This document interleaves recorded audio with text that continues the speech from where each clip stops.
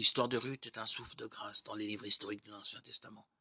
Elle nous parle de fidélité, d'amour, d'innocence et de conversion, et nous montre une voie de paix et de bienveillance.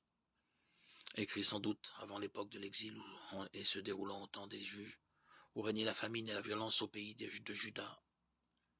Ruth, chapitre 1, verset 1.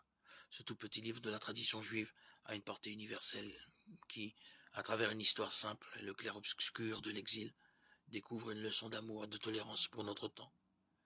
Le récit de Ruth s'ouvre sur le passé révolu de Noémie, veuve d'Elimelech, exilée en pays Moab, pour fuir la famine de sa terre natale, Bethléem.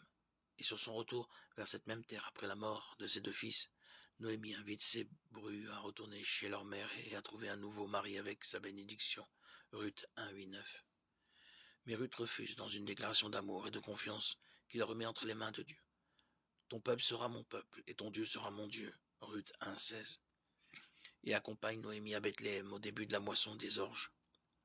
S'ensuit l'édifiant récit de son dévouement à sa belle-mère lorsqu'elle s'engage à glaner les épis laissés par les moissonneurs dans le champ de Bouze, riche propriétaire et parent d'Elimelech.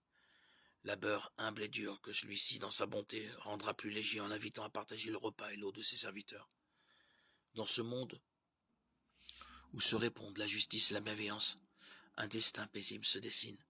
Noémie invitera Ruth à se reposer aux pieds de Bouze endormie et à faire reconnaître son droit de rachat sur elle comme parente, selon la loi du Lévirin. Bouze épousera Ruth et lui donnera une descendance qui sera celle de David. À travers la vie simple et digne, face à l'adversité de deux veuves fidèles l'une à l'autre, se dévoile l'histoire du salut.